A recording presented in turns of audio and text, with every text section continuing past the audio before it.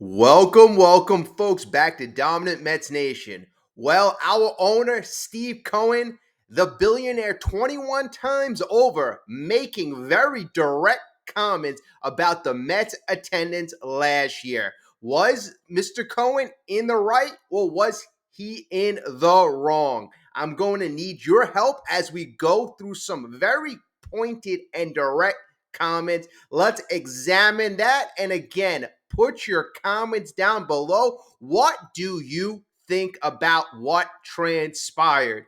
All right, folks, let's get this video started off right. Smash that like button. If you are an MLB fan, Mets fan, and you are excited for the season, this is a perfect channel for you. Subscribe. Please join us as we continue to grow. Our next milestone will be 3,500, and I would love you to be there for that.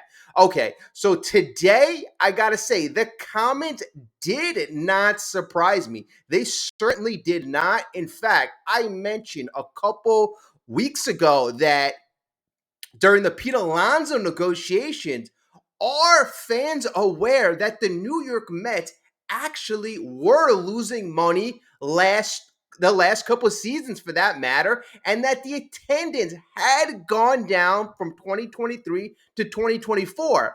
You know, it's a fact of reality. Let's hear what Steve Cohen said, and actually I'm going to read you the quotes that stood out the most. Steve Cohen said last year about attendance, he expressed disappointment. The team averaged 29,000 fans, so a little more than 29,000 fans, which ranks 17th in MLB. The Mets obviously were in that pennant race, and they were trending in a positive direction. Still, the attendance was not here. Cohen cited that September home series against the Nationals with the Mets in the heat of the playoff races as one of the examples for the lackluster turnout.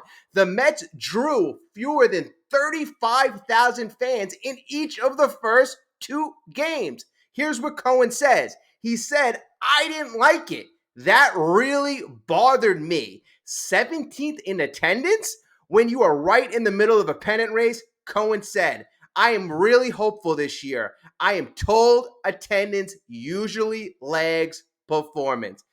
You know what, folks? That is obviously Cohen was not happy. And let's break this down even further. Okay, folks, last year, Mets did worse in attendance in 2024 than they did in 2023. There are obvious reasons why that happened. But why would Cohen be mad? Well, folks, Mets made a little under $400 million in revenue. So they made a shade under $400 million. Yet their payroll was close to $350 million. So the Mets actually spent almost 100% of their revenue on payroll. Hence the reason why the Mets lost money. The fans did not support the team last year. Again, there are reasons why. New York Yankees, as a comparison, made almost $700 million last year, and the fans, the attendance, they turned out. They certainly turned out for the New York Yankees. All right, again, there are reasons behind that. I'm just going through some of the facts. You know, a guy like Scott Boras said teams aren't spending, and he cited the Yankees saying that a team that makes $700 million, their payroll is only 40% of their overall revenue. Well, if you look at the Mets, their payroll is almost 100% of their revenue. So it's quite interesting. If For instance, if the Yankees did what the Mets did and spent almost 100% of their payroll, which was their revenue, the Yankees' payroll would be close to $700 million. So Steve Cohen is certainly putting his money where his mouth is. He is certainly taking a loss and taking money out of his pocket. So I can see how he can be sensitive, because not only are fans demanding that the Mets spend top dollar, but you hear things along the lines of Stearns being cheap, Cohen not shelling out money in the case of Pete Alonso, when a couple months ago I was the one who actually said, fans, are we aware that Cohen is losing money hand over fist and the fans are not turning out yet? Now, Cohen answered that question in he posed a question and then he answered it. He said that attendance usually lags performance.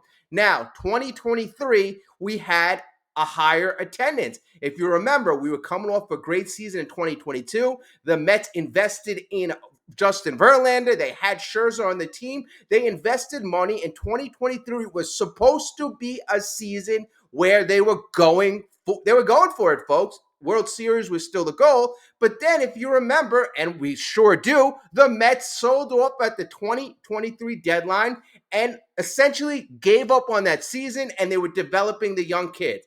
All right, 2024 rolls along. You hired David Stearns, and the Mets did not go pedal to the metal. They tried going after guys like Yamamoto, but they did not get the big ticket guys. Yes, the payroll was high in 2024, but that was because we were dragging almost $100 million of dead money from guys like Scherzer, guys like Verlander, guys like James McCann. So all those guys were on the payroll, yet had no contribution to 2024. We were okay with it because you know what? It's a rebuilding year. Thus, that is why I feel the attendance was down. Yes, throughout the year, we exceeded expectations. And at the end, we had a good product. I mean, I can't tell you why fans didn't come out in September to support the team. That's a different story. But then we go into different factors. Now, I'm going to read you the opinion of some of the Mets writers and why they personally feel the Mets had a hard time drawing fans. And maybe these will be some of the reasons why what you were thinking in your head as well. All right. Now, actually, you know what? I looked at mostly everybody's comments were virtually the same, citing ticket prices, parking prices, food prices. The price it costs to take a family to the ballpark are quite high. But the fact of the matter is the New York Yankees were in the same exact town of the New York Mets, yet was still able to draw much more in attendance than the New York Mets. And I know the Yankees, yes, their revenue stream is going to be much higher naturally because they own the rights to their TV, their broadcast, everything that the Mets don't have. The Mets don't have the rights to SNY. So there are much different revenue streams for the New York Yankees. But that shouldn't hurt fans or it shouldn't prevent New York Mets fans from going out to support the team. So what do you think, folks? Is Steve Cohen right for calling out Mets fans? And is he right to be disappointed? Or is there another side to this? Again, I feel that there's always multiple sides to every story. But, at the end of the day, us Mets fans want Steve Cohen to spend. But right now, facts are facts. He is spending almost 100% of his revenue on payroll. That is not sustainable, folks. The payroll, truly, if the Mets had 40% of their revenue spent on payroll, like the New York Yankees, their payroll would be a little over 150 million.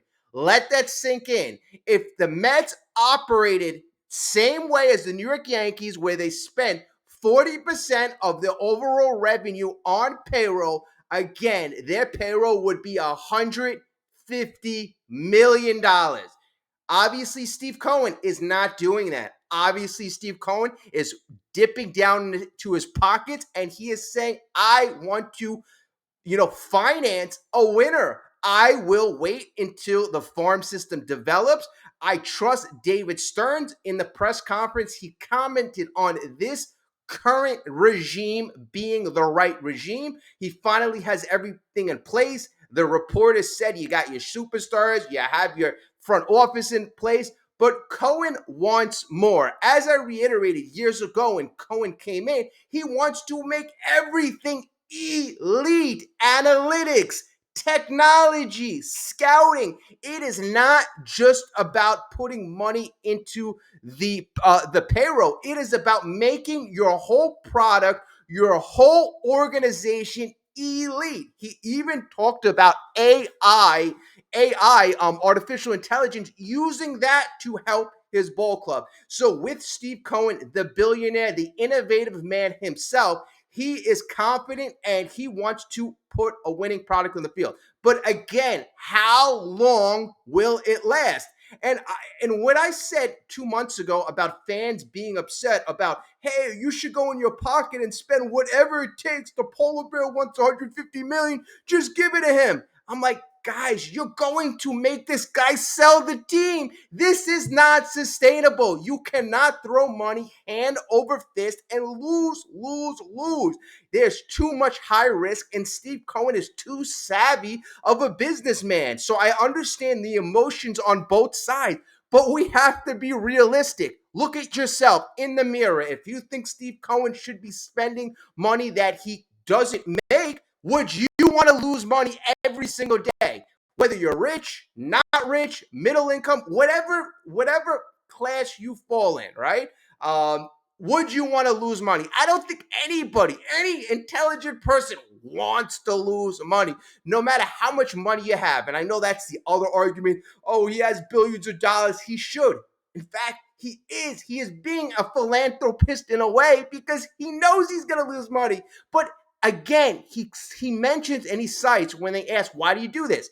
I want to make the Mets fans happy. And he opened up the press conference talking about Juan Soto, and his direct answer is, I think this is going to really excite the fan base. It has always been about you, the fan base, always, always. So I can understand certain frustrations. I know it costs an arm and a leg to go to the game, but my thing is, if you want to have attendance go up, you need to have a good, consistent product on the field. So my thing is, I'm going to sit back, relax. If the Mets build themselves into a consistent winner, I have confidence, I have faith that the Mets faithful will come out, that the attendance will eventually tick up to one of the top attendances in all of baseball. I have 100% confidence that is happening. But again, when you are losing money like Steve Cohen hand over fist in your venture, you're going to, I actually respect the fact that Steve Cohen was honest.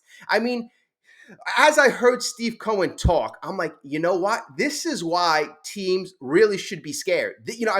A guy talking as openly and honestly, and it was all about winning. It was all about winning, all about lifting the bar. The goal this year is World Series. He did say we're going to continue to be opportunistic while joking about the Cohen tax. And I found that funny because obviously in the books, it's not officially labeled the Cohen tax, but, it's thought around MLB that it was put into play to prevent Steve Cohen from going wild. If you really think about it, if there's 110% tax and the Mets are approaching 360, 370, that's almost like, their payroll is well over 400 million every year in the last couple of years. So Steve Cohen, again, puts his money where his mouth is, and he continues to move the bar toward winning, or not move the bar. The bar has always been winning. He said in the first couple of years, 3 to 5 years specifically, wants to win a World Series. This is year 5. Let's see what happens.